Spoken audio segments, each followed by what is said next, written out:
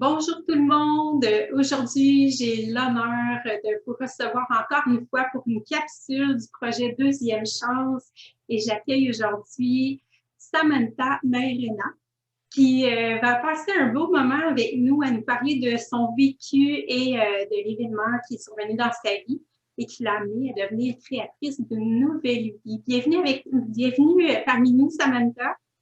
Merci beaucoup, Isabelle. Merci pour cette invitation, Ah, ça fait que je tellement trouve ça plaisir. vraiment intéressante. Ah, ben, c'est un honneur pour moi de te recevoir. Merci d'avoir accepté. Pour commencer, j'aimerais que tu nous dises comment tu te perçois comme femme aujourd'hui. Qui est Samantha aujourd'hui? Écoute, Isabelle, aujourd'hui, moi, je peux m'apercevoir une femme complètement épanouie, Mhm. une femme qui arrive à réaliser ses rêves. Mhm. Et, je me perçois une femme privilégiée parce que je trouve que tous les humains, nous sommes privilégiés. C'est juste qu'il faut qu'on identifie ce privilège que nous avons et qu'on puisse réaliser, on puisse ressentir ce privilège à travers toutes les réalisations qu'on puisse avoir jusqu'à date. Et c'est ça, ma réalité aujourd'hui. Je ne suis plus cette femme qui avait ce sentiment de manque de réalisation. Hmm. Justement, ça m'amène à ma deuxième question. La Samantha d'il y a 10 ans ou la Samantha d'avant ton arrivée ici, elle était comment cette Samantha-là? C'était une femme pleine de rêves. Hmm. C'était une femme qui a recommencé de zéro. Je suis arrivée au Québec il y a environ 10 ans, dans lequel j'ai dû apprendre une nouvelle langue pour pouvoir m'intégrer. J'ai dû connaître de nouvelles valeurs avec lesquelles il fallait pas nécessairement les acquérir complètement, mais quand même adhérer pour faire une paix parmi mes valeurs à moi.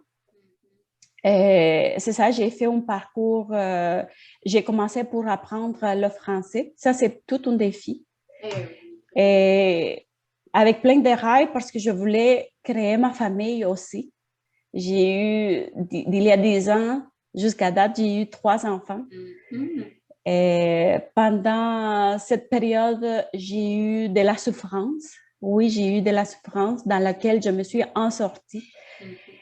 Et pour être la femme que je suis aujourd'hui. Tout à fait. À travers ton parcours, tu as dû faire face à certaines peurs. C'était quoi tes plus grandes peurs durant cette expérience-là? Ma plus grande peur, Isabelle, tu sais, c'est vraiment ne pas me réaliser professionnellement. C'est vraiment de ne pas être dans ma place, celle que moi je souhaitais. Ça me faisait peur.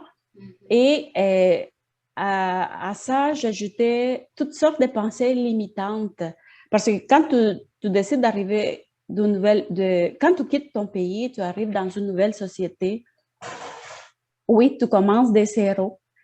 Mais tout ce qui t'entoure, tu te fais des idées et tu commences à te limiter. Mais ça, il reste que dans ta pensée. Une des limitantes, c'était comment je vais faire pour parvenir à réaliser mon métier. Moi, j'ai un baccalauréat en administration des affaires qui a été fait au Nicaragua. Quand je quittais le pays, j'avais fini mes études. J'arrive ici, je commence de zéro. Je commence par le français. L'autre pensée limitante, c'était que mon français n'était pas bon. Mon français écrit n'était pas bon. Et il fallait écrire parfaitement pour pouvoir exercer mon métier. C'est ça, c'est toutes sortes de pensées qui peuvent passer dans ta tête qui vont limiter ton avancement. Au niveau professionnel, soit au niveau de l'entrepreneuriat, peu importe la place que tu souhaites. Mais enlever tout ça, ça a été tout un défi. J'imagine. C'est vraiment la part de écoutez, j'étais diagnostiquée pour l'anxiété à la performance. J'ai vécu l'anxiété à la performance. C'est un sentiment, moi, je ne le souhaite pas à personne. C'est horrible. Ce sont des nuits que tu ne dors pas. Il y a une pensée qui commence après l'autre. Et tu anticipes. Tu te vois dans le futur, mais tu ne te vois pas nécessairement de façon positive. Tu te vois de façon négative. Tout à fait. C'était ma plus grande peur. Où j'arrive? Est-ce que je vais réussir à avoir ce que je souhaite? Ça a été vraiment ça. Dans le fond, tu te mettais énormément de pression parce que, tu sais, c'est comme demander à un enfant à l'école qui commence de performer comme un élève du secondaire. Il y a quand même plein d'étapes à franchir avant d'en arriver là, puis on se donne une chance d'apprendre aussi, mais comme toi, tu étais déjà très formé dans ton pays à toi. Sûrement que tu aurais aimé ça arriver, puis en arriver à ce stade-là ici aussi rapidement. Oui, c'est ça. Tu ne peux pas courir avant de ramper. Exact. Tu ne peux pas courir avant de ramper. C'était ça. Et je pense que cette attitude s'applique pas nécessairement quand tu quittes ton pays, dans toutes les situations dans lesquelles une femme arrive et qui dit, OK, je veux passer à une autre chose. Je veux passer à une autre chose, je veux exercer un autre métier parce que ce métier que j'ai aujourd'hui ne colle pas avec mes valeurs. C'est ça, c'est vraiment, on ne peut pas courir avant de ramper. Exactement, c'est une belle image. Puis, c'est comme ça dans tout ce qu'on entreprend de nouveau. Oui. Même si ce n'est pas au niveau professionnel, toute activité nouvelle, on aimerait la maîtriser avant même de l'avoir appris. On est souvent comme ça, hein? On est exigeant envers nous-mêmes. Oui, c'est vraiment des exigences et cette exigence, la seule chose qu'ils vont faire, c'est vraiment de bloquer le cheminement et le faire plus long et avoir une souffrance parce que c'est vraiment souffrant. Moi, je peux le décrire comme horrible. J'imagine. Tu deviens, que ton cerveau devient engourdi, des nuits blanches que tu ne peux même pas dormir. Et moi, je me souviens que j'avais commencé ma formation en ressources humaines et la 3e jour d'école, moi, je me dis, qu'est-ce que ça va arriver? Mon cerveau commence à s'engourdir devant les écrans, devant la classe. Qu'est-ce que ça va arriver? C'était vraiment dans la pensée. Parce que je commençais à me voir dans quelle place je me voyais au niveau des ressources humaines. Je commençais à anticiper tout. Et c'est vraiment souffrant. Ben oui, je comprends. Oui. Bravo pour ton chemin parcouru, vraiment. C'est très inspirant. Si on revient à ton événement bascule, dans le fond, tu as quitté ton pays pour concrétiser un rêve ici. Mais est-ce que tu as dû faire... tu te sentais comment au moment là, où tu as fait la transition entre les deux? Est-ce que tu étais vraiment dans l'énergie du rêve, de la concrétisation ou beaucoup dans le deuil aussi de ce que tu laissais derrière toi? C'est vraiment particulier. Écoute, c'est vraiment intéressante ta question. J'étais dans l'énergie du rêve. Quand je suis arrivée au Québec, c'était wow. Et moi, je laissais mon pays et je me suis dit, tout reste ici. Aujourd'hui, je pars juste avec mes valises, avec quelques sous dans mes poches et tout reste ici. Je vais revivre ça quand je vais revenir. Et quand je suis arrivée ici, c'est wow. Par contre, j'ai eu le sentiment que la vie était au ralenti ici. Ah oui?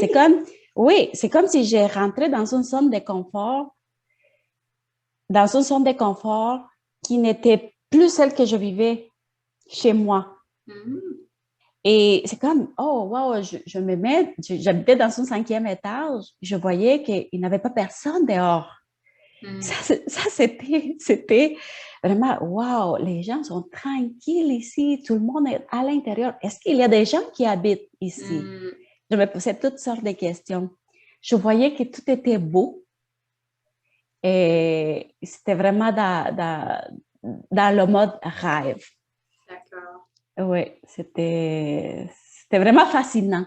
Moi, j'ai commencé à adorer l'hiver parce que je me suis dit, j'ai jamais vécu une autre façon de penser, c'était j'ai jamais vécu dans un congélateur, mais à partir d'aujourd'hui, j'adore le froid. Ouais. Et quand l'hiver est commencé, écoute, depuis mon arrivée, depuis 10 ans, l'hiver, ce n'est pas un problème pour moi. Parce que ça, c'est un gros changement. Oui, je comprends. Quand tu viens du pays chaud, écoute, l'hiver, j'ai beaucoup d'amis qui disent, ah, l'hiver, c'est que non. Pour moi, l'hiver, mais c'est tout dans la pensée. C'est de là que je pars, que la pensée a un pouvoir et ça dépend quel pouvoir tu lui donnes à ta pensée. Tout à fait. Ah oui, ça peut être autant dans le positif que dans le négatif. Hein. Oui.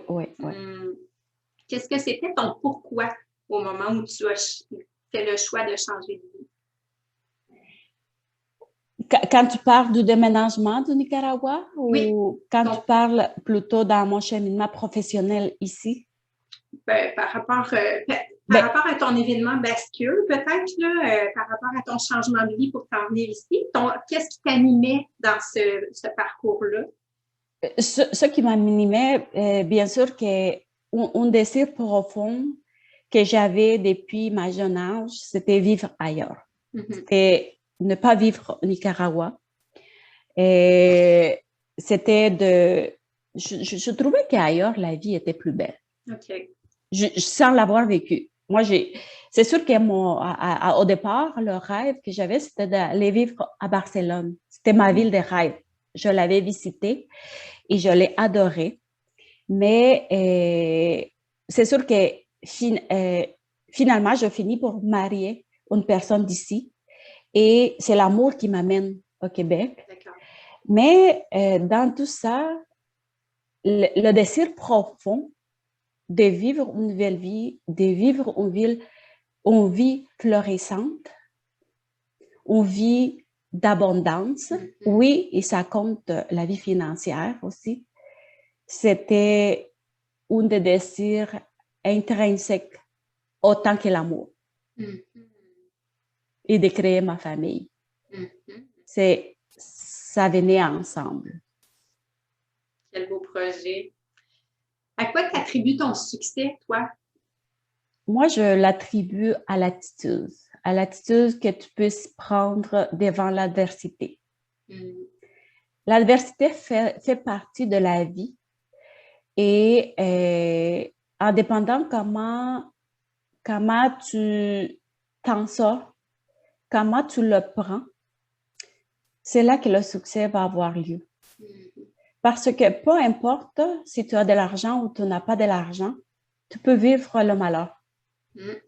C'est vrai. Mais peu importe si tu as des sous ou tu n'as pas des sous, le succès, il est là pareil.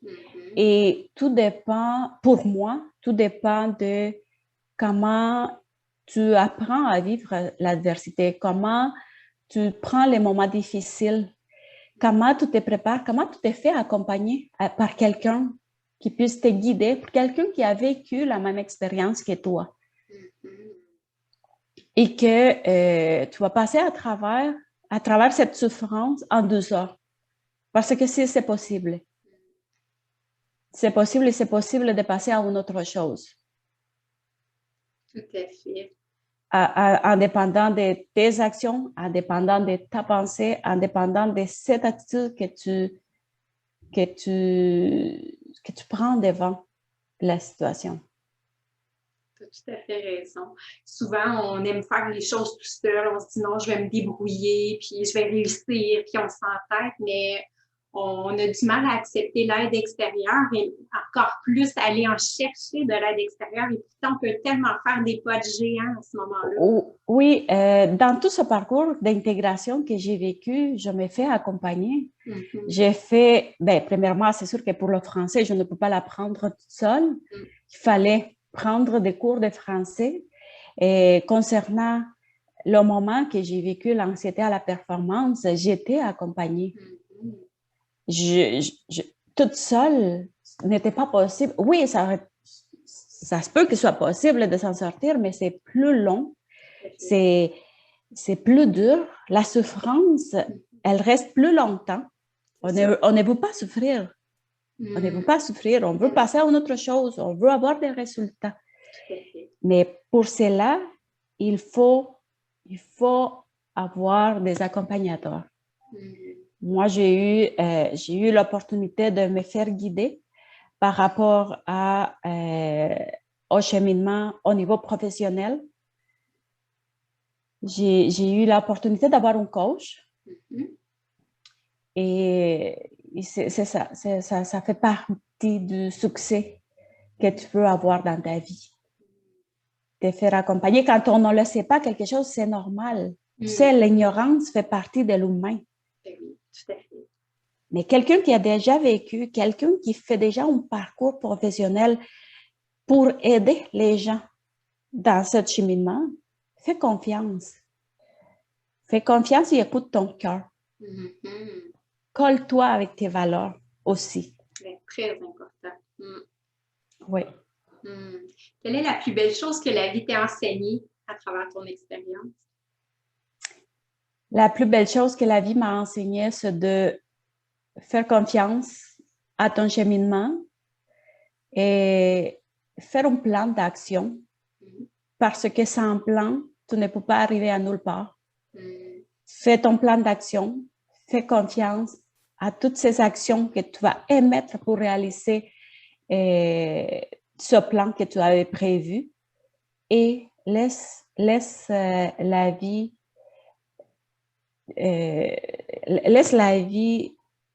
laisse que la vie te montre que ce que tu fais, oui, c'est bon, c'est correct. Et tu vas arriver à avoir ce que tu souhaites.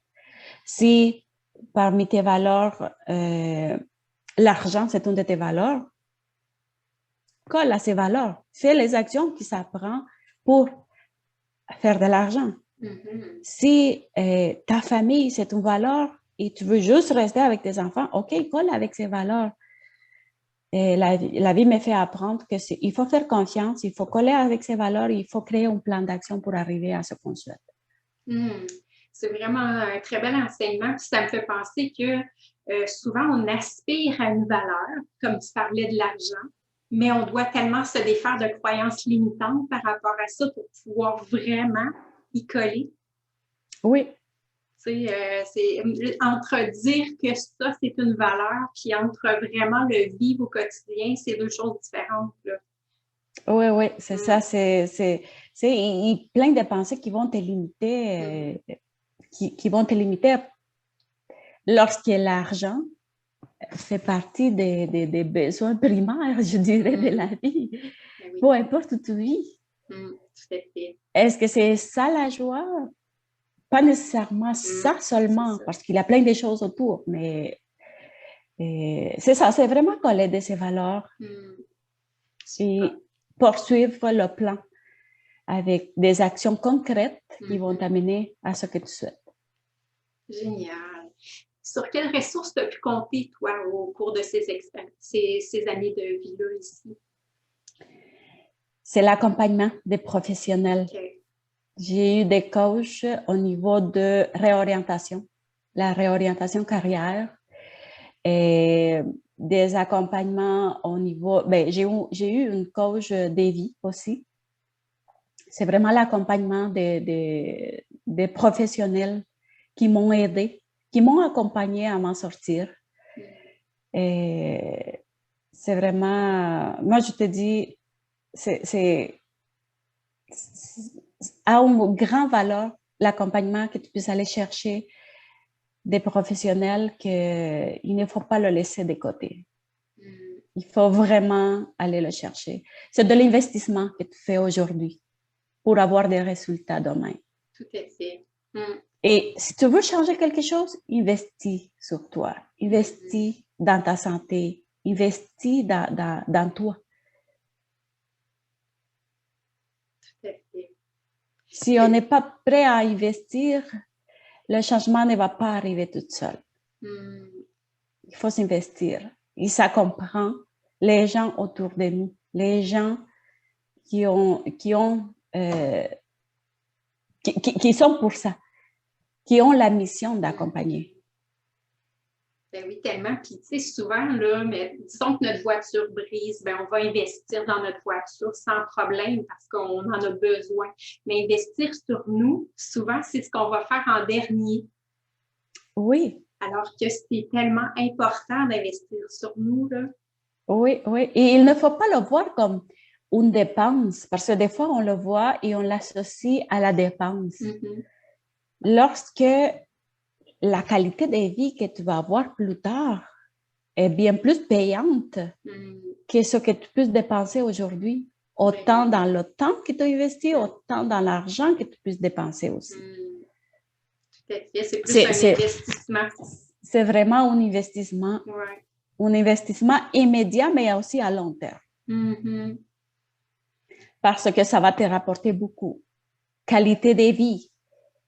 Et argent aussi. Ta qualité de vie dépend de cet argent que tu vas produire par la suite. Si tu n'as pas une qualité de vie, ta tête n'est pas là pour aller chercher ce que tu souhaites. Oui, tout à fait. Puis je suis certaine que ça s'est répercuté dans ta famille, dans ton couple et par rapport à tes enfants aussi. Le fait que tu as investi en toi, tu devais te sentir la tête plus légère. Oui, c'est vraiment le tout. Ce n'est pas juste que moi, c'est aussi les personnes qui m'entourent. Et dans ça, c'est vraiment mes enfants, c'est vraiment mon conjoint. Et cette joie, elle se voit. C'est ce désir d'avancer aussi, mes enfants le voient. Aujourd'hui, dans le projet agricole que nous avons, nos enfants sont impliqués dans ça. Et tu vois la joie de faire ça. Est-ce qu'ils vont faire ça plus tard? On ne le sait pas. Mais ils font partie de cette énergie positive que tu puisses les inculquer dès maintenant pour qu'eux, dans le futur, soient aussi florissants, apprennent aussi à se faire accompagner. Il apprend maintenant. Il faut se faire accompagner pour ça. Tu ne peux pas le faire toute seule. Il faut le faire avec maman ou avec papa. Ben oui. Puis c'est une belle façon de transmettre vos valeurs aussi par la même occasion. Oui, c'est ça, avec une activité concrète dans laquelle eux participent de ça. Tout à fait. Mais parle-moi-en donc de ton projet agricole, puisque maintenant, on n'a pas abordé le sujet. Oui, on n'a pas parlé parce que, écoute, je suis dans plein de projets. Oui. Le projet agricole fait partie. Et quand j'avais une entreprise, ou j'ai une entreprise encore concernant l'intégration des travailleurs étrangers dans les entreprises, dû à la pandémie, n'était plus une priorité. L'intégration des travailleurs étrangers dans les entreprises. D'ailleurs, les frontières ont été fermées. Et moi, je décide de me lancer dans la production agricole. Pour moi, l'alimentation, c'est une des valeurs aussi. Et je rêve avec les productions bio, sans pesticides et sans chimiques. Et écoute, mes émotions, je les ai mis dans les plants. J'ai commencé à faire pousser des légumes, des tonnes de légumes. Ah, génial. Quand j'ai vu tout ça, waouh, c'est beau. C'est beau le parallèle qu'on puisse faire avec la nature et l'abondance.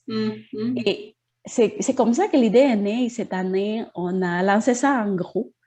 Et on a impliqué nos enfants comme partenaires de notre projet. Ce sont eux qui ont décidé le nom de l'entreprise. Wow. Et c'est vraiment un beau projet parce que c'est l'école de la vie pour nos enfants. En même temps qu'on va avoir des légumes sans pesticides et sans chimiques. Et c'est sûr que la commercialisation fait partie aussi. Wow! Est-ce qu'ils sont grands, tes enfants? Et ils ont 7, 9 et 10 ans. Oh, Oui, génial! Que c'est génial, ça, comme projet familial, là. oui, c'est ça. C'est un des projets à côté. C'est un des projets Mhm. à côté qui fait partie d'une école. Quand je vois mes enfants, c'est ça, une école pour tous. Parce que nous aussi, on apprend comment prendre soin des plantes, comment commercialiser de la bonne façon, parce qu'il y a des produits qui ne se commercialisent pas pareil que d'autres. Et c'est tout un apprentissage. Je comprends. Mhm. Oui, oui. Quelle qualité tu as développée, toi, au fil de ton expérience ici? Une des qualités que j'ai développées, c'est une bonne question.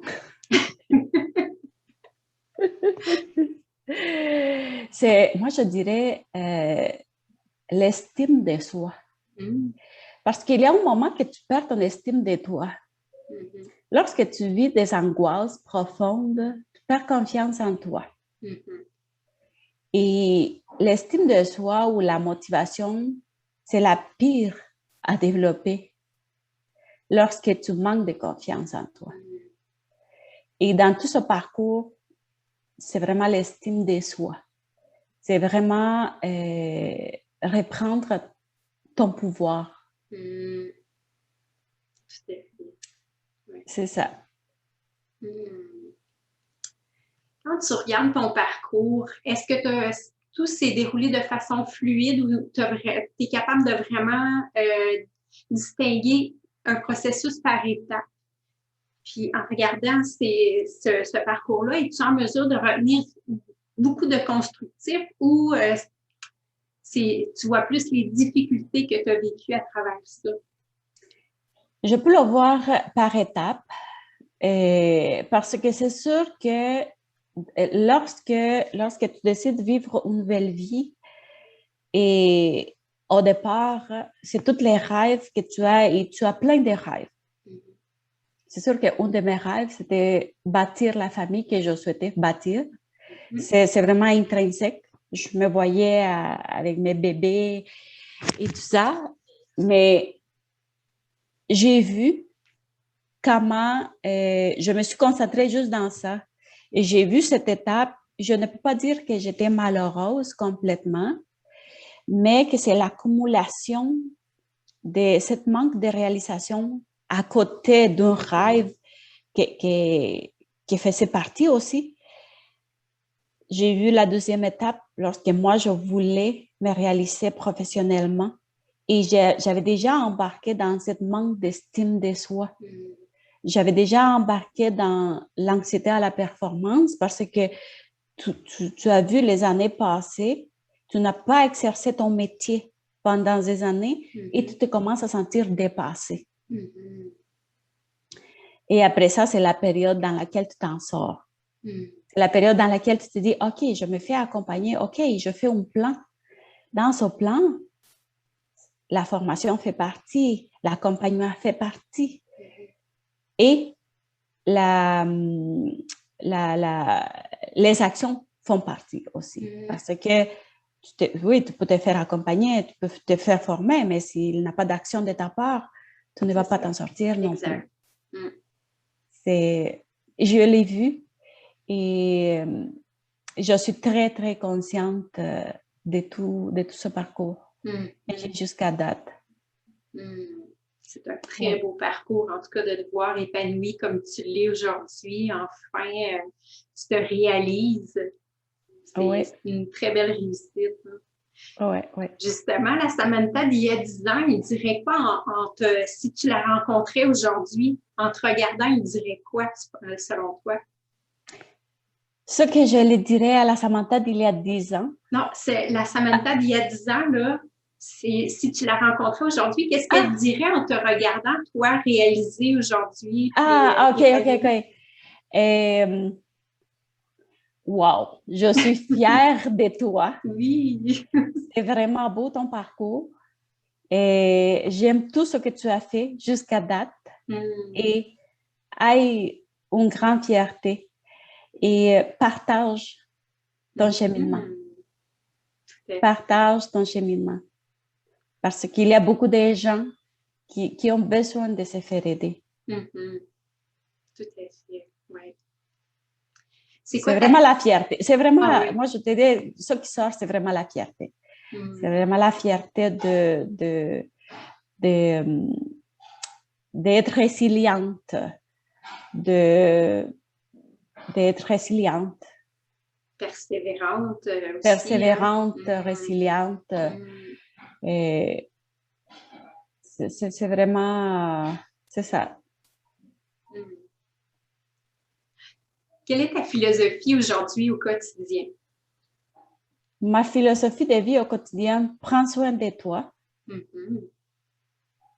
Fais confiance à la vie. Fais confiance à toi. Fais confiance à ceux qui t'entourent. Ne limite pas ta vie avec des pensées qui n'ont rien à voir avec toi. Très belle philosophie. C'est sage. Oui.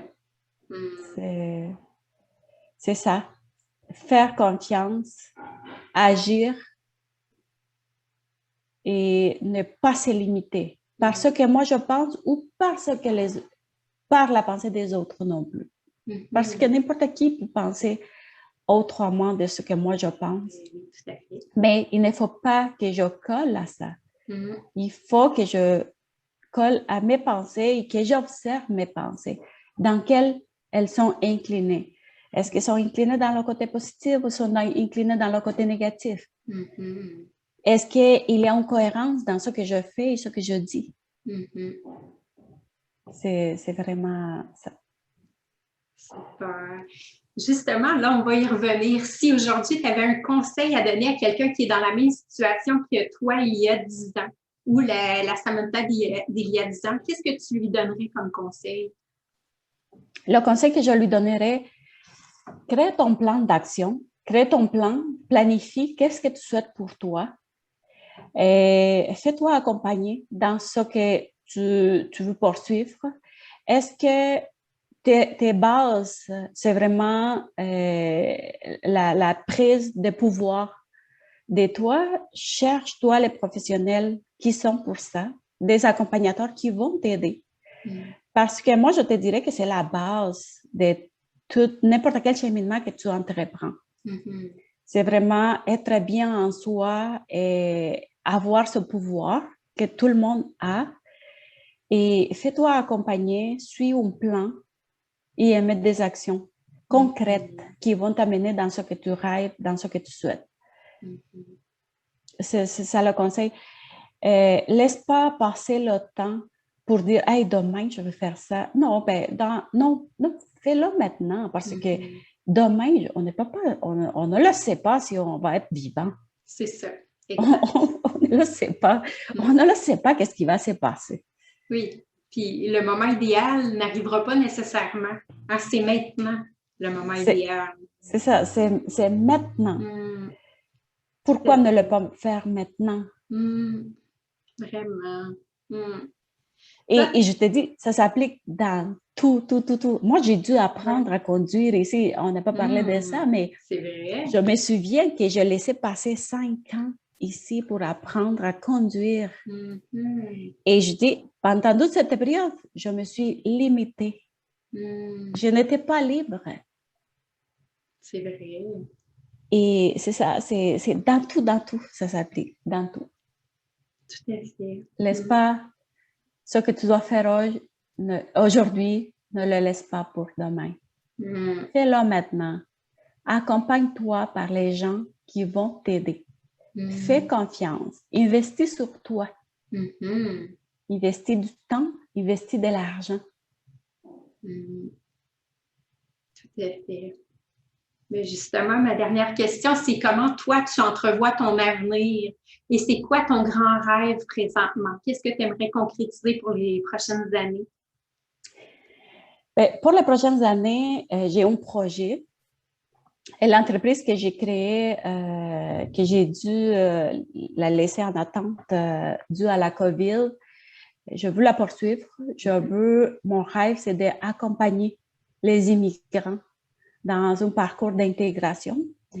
Mais dans un parcours qui est vraiment différent, se faire accompagner avec, m'associer avec un personnel compétent, des coachs qui vont pouvoir coacher, ben, à part de transmettre mon expertise à moi aussi au niveau de ressources humaines, au niveau de ce côté, mais pouvoir poursuivre cette idée qui a resté en attente. Et d'ailleurs, je suis en train de me former pour ça. Je suis en train de me former et je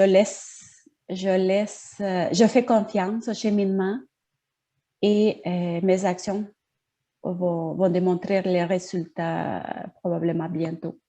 Tout à fait. Probablement bientôt. Mais c'est vraiment accompagner ces gens qui arrivent, qui recommencent une nouvelle vie, mais une vie dans laquelle moi je dirais, tu laisses tes racines ailleurs. Oui, ils vont te suivre quand même parce que ce sont parties de toi, mais en même temps, ce sont des nouvelles racines que tu fais pousser dans une autre terre, dans un autre monde qui n'était pas celui que tu avais là-bas. Il faut adapter cette terre. Il faut t'adapter à la terre. Il faut ajouter des ajouts qui sont nécessaires pour que tu pousses. Je fais la comparaison avec le jardin. Tout à fait. Faciliter ton adaptation. C'est ça, faciliter ton adaptation. Et des ajouts. Est-ce qu'il faut ajouter des engrais? Il faut ajouter des engrais pour ça. Tout à fait.